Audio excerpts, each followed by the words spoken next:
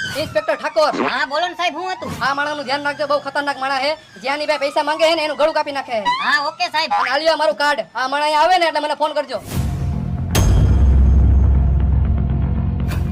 બોલો ને ભાઈ, શું જોઈએ તમારે? 5 ટી-શર્ટ, 5 શર્ટ, 5 પેન્ટ અને 1 ચડ્ડોન ટી-શર્ટ. હા ભાઈ, તમે થોડીક વાર અહીં બેહો, તમને હમણાં પેક કરી દઉં.